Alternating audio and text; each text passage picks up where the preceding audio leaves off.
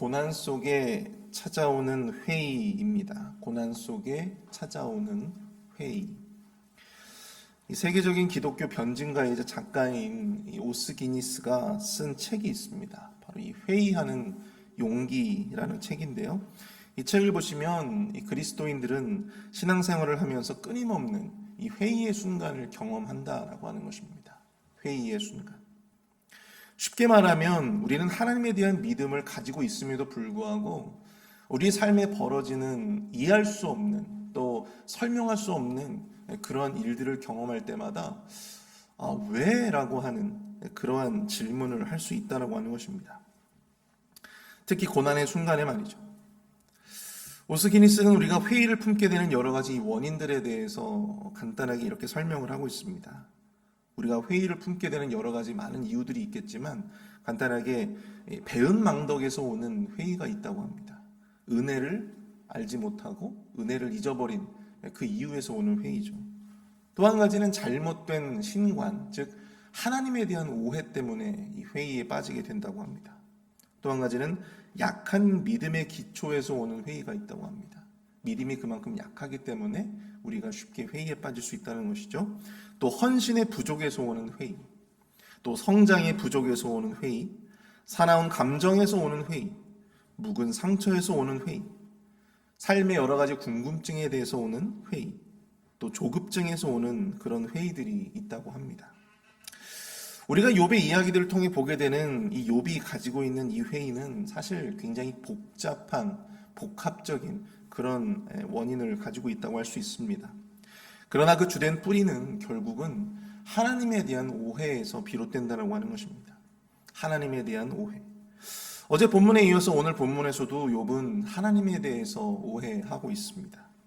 그리고 그러한 오해는 이 고난 속에서 갖게 되는 그의 사나운 감정과 함께 뒤섞여져서 하나님에 대한 또한 자신의 어떤 신앙에 대한 회의로 드러나고 있음을 보게 된다고 하는 것이죠. 그는 하나님을 과연 어떻게 오해하고 있을까요? 오늘 새벽에는 이 본문의 내용을 바탕으로 해서 이 욥이 가지고 있는 회의, 욥이 고난 속에서 하나님에 대해서 갖게 된 이런 오해가 과연 무엇일까? 함께 살펴보고 영적인 교훈을 나누어 보기를 원합니다. 첫 번째로 왜 하나님은 이유 없이 고난을 주시는가? 바로 여기서 오는 회의입니다. 왜 하나님은 이유 없이 고난을 주시는가? 오늘 본문 2절을 보시면 내가 하나님께 아뢰오리니 나를 정죄하지 마시옵고 무슨 까닭으로 나와 더불어 변론하시는지 내게 알게 하옵소서. 이 말씀을 통해 욥은 자신이 왜 이러한 고난을 당해야 되는지 그것을 가장 알고 싶어함을 우리가 볼 수가 있습니다. 그래서 그는 무슨 까닭으로 무슨 이유로 라고 하는 표현을 사용하고 있어요. 쉽게 말하면 도대체 무슨 이유로 나에게 이러한 어려움들을 주시는 건지 변론하고 싶다라고 하는 것입니다. 이 표현은 겉으로 보기에 하나님이 자신에게 어떠한 이유로 고난을 주셨는지 그 이유를 알고 싶어 질문하는 것처럼 보이지만 실상은 자신은 고난을 받을 만한 그 어떤 이유가 없다라고 하는 것을 스스로 항변하고 있는 것입니다. 그리고 더 나아가 하나님은 지금 특별한 이유 없이 자신에게 이 부당한 고난을 주시고 계시다라고 하는 것을 말하고 있는 것이죠. 여기서 우리가 깨닫게 되는 욥이 가지는 신앙의 회의는 바로 이 과연 하나님은 이유 없이 고난을 주시는가? 이유 없이 자신의 백성들을 힘들게 하고 또 고통스럽게 하시는가? 바로 여기에 있는 것입니다. 하나님은 공의와 정의의 하나님으로 믿고 있었는데 특별한 이유도 없이 자신에게 고난과 환난을 주시는 하나님으로 느껴질 때 우리는 하나님에 대해서 오해하고 또 하나님에 대한 또 신앙에 대한 회의를 경험할 수 있다라고 하는 것입니다. 우리가 알고 있는 또한 믿고 있는 하나님과는 달리 우리의 삶 속에서 벌어지고 있는 이 삶의 모든 이 정황과 이 환경들이 도무지 이해할 수 없는 또 감당할 수 없는 그런 고난을 우리가 맞닥뜨리게 될 때 우리는 누구나 저뿐만이 아니고 여기 앉아 계신 우리 모두가 이러한 회의를 갖게 될 수 있다고 하는 것입니다. 쉽게 말해서 신앙의 이론과 현실이 충돌이 되는 순간에 우리는 회의에 빠지게 되는 것입니다. 그리고 그러한 회의가 잠깐이면 모르겠지만 그것이 길어지면 길어질수록 우리 신앙생활에는 좋지 않은 영향으로 나아갈 수 있다고 하는 것이죠. 결론적으로 말씀드리면 우리가 믿는 하나님은 우리에게 아무런 이유 없이 고난을 주시는 분이 아닌 줄로 믿습니다. 적어도 성경은 하나님을 이유 없이 재미로 사랑하는 자녀와 백성들에게 고난과 아픔을 주시는 분으로 말씀하고 있지 않음을 여러분들 믿으실 수 있기를 바랍니다. 하나님이 우리에게 고난을 허락하시는 이유는요, 굉장히 다양하죠. 어떤 이들에게는 연단을 위해서, 또 어떤 이들에게는 배움과 성숙을 위해서, 또 어떤 이들에게는 징계를 위해서, 또 어떤 이들에게는 하나님의 영광을 드러내기 위해서 고난을 허락하십니다. 이처럼 고난의 이유는 사람에 따라서 너무나도 다양합니다. 그러나 확실한 것은 그 이유가 어떠하든, 그 원인이 어떠하든 하나님이 그의 자녀들에게 허락하시는 모든 고난은 당신의 자녀들에게 모두 유익하다라고 하는 것입니다. 결론적으로 그 고난은 모두에게 유익하다라고 하는 거예요. 주님이 우리에게 주시는 모든 고난은요, 유익이 있습니다. 주님이 주시는 모든 고난에 유익이 있지만 그럼에도 불구하고 고난당하는 모든 이들이 그 고난의 유익을 결실로 맛보면서 살아갈 수 있는 것은 아니다라고 하는 것입니다. 모든 고난이 결론적으로 유익이 있는 것이지만 그럼에도 불구하고 그것을 어떻게 받아들이고 또 어떠한 나름의 의미를 그 안에서 찾아갈 수 있느냐, 그 고난을 통해서 내가 배워나갈 수 있는 것, 또 그 고난을 통해서 내가 어떠한 의미를 발견해 나갈 수 있느냐에 따라서 그것이 우리에게 유익이 될 수도 있고 어쩌면 상처뿐인 그러한 고난으로 남을 수도 있는 것입니다. 그리고 우리가 고난 속에서도 그 의미를 찾고 유익으로 만들어내는 그 원동력이 과연 무엇인가 하면 결국 하나님을 향한 변함없는 믿음과 신뢰에 있다고 하는 것입니다. 비록 지금 내가 고난을 당하고 있지만 다 하나님께서 뜻이 있겠지, 고난 후에 영광이 있겠지라고 하는 믿음으로 그 고난을 받고 또 믿음으로 그 고난을 감내하고자 한다면 결국은 그 믿음대로 하나님이 역사해 주신다라고 하는 사실입니다. 여러분, 창세기 39장에 보면 요셉의 이야기가 나와요. 요셉은 형제에게 배신당하고 급기야 애굽의 노예로 팔리죠. 그리고 여주인의 농간 때문에 결국 파렴치한으로 몰려서 지하 감옥에 갇히게 됩니다. 그러나 성경은 말씀하고 있습니다. 창세기 39장 2절 말씀에 여호와께서 요셉과 함께 하심으로 그가 형통한 자가 되어, 그리고 29절에서도 이렇게 말씀하십니다. 여호와께서 요셉과 함께 하심이라 여호와께서 그를 범사에 형통하게 하셨다. 그런데 솔직히 그의 삶과 이 형통이라고 하는 이 단어가 어울리는 단어인지 모르겠다는 것이죠. 그는 범죄자였고 또한 노예였습니다. 그런 상황 가운데서 그의 삶이, 그의 인생이 형통했다라고 하는 것이 과연 그것이 그의 상황과 그의 삶의 정황과 맞는 말일까요? 물론 형통을 우리가 세상적인 성공으로 이해한다면 그럴 수 있을 것입니다. 그러나 형통이라고 하는 것은요, 세상적인 성공이나 성취를 의미하는 것이 아닙니다. 바로 말씀드린 것처럼 여호와께서 요셉과 함께 하심으로 여호와께서 그를 범사에 형통하게 하셨더라. 결국 이 형통이라고 하는 것은요, 세상적인 성공이나 성취를 의미하는 것이 아니라 바로 그 순간 가운데 여호와 하나님께서 그와 함께 하신다라고 하는 것. 그것이 바로 진정한 형통이다라고 하는 것을 성경은 말씀하고 있다라고 하는 것입니다.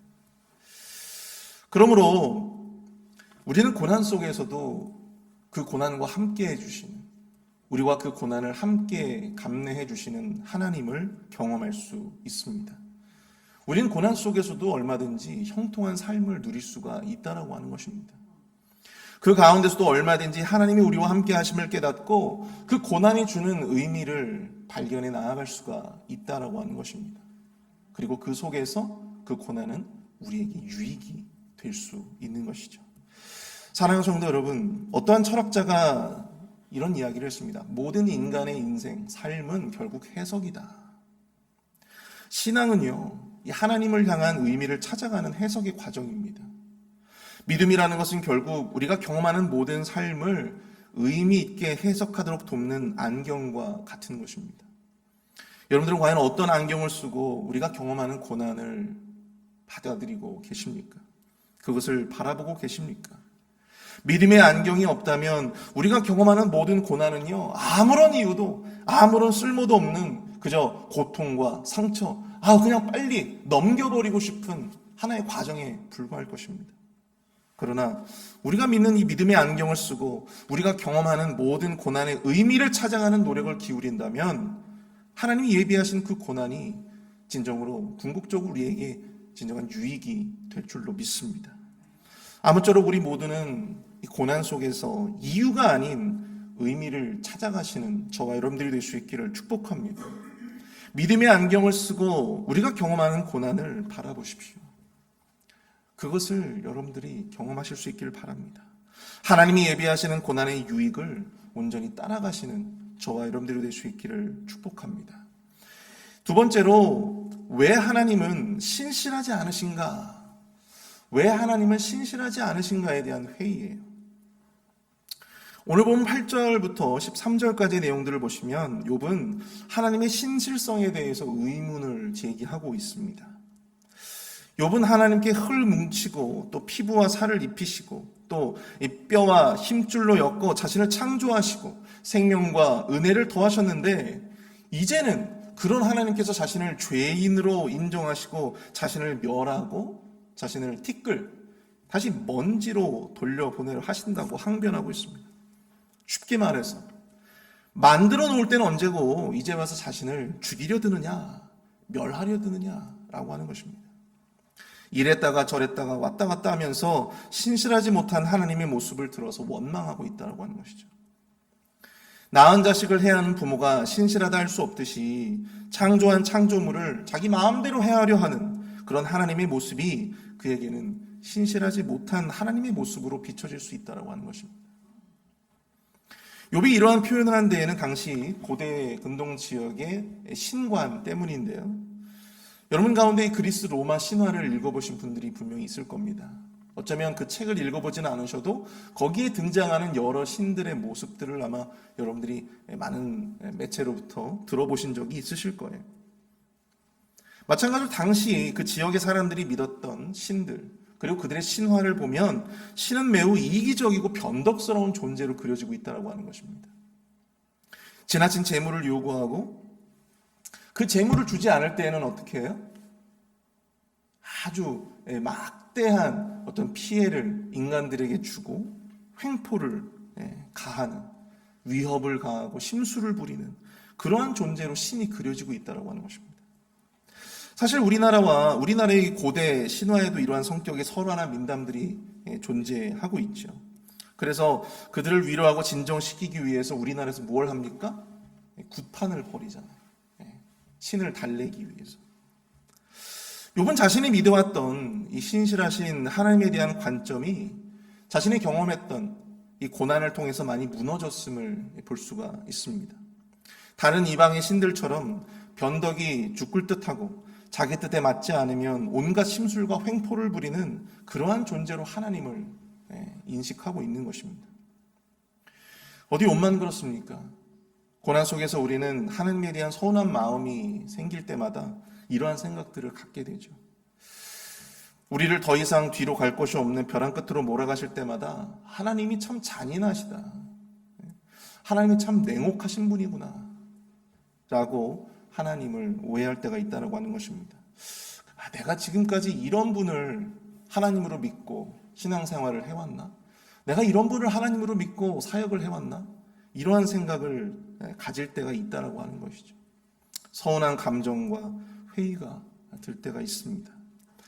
욥의 부인의 말대로 차라리 하나님을 저주하고 죽고 싶은 마음이 들 때도 있어요.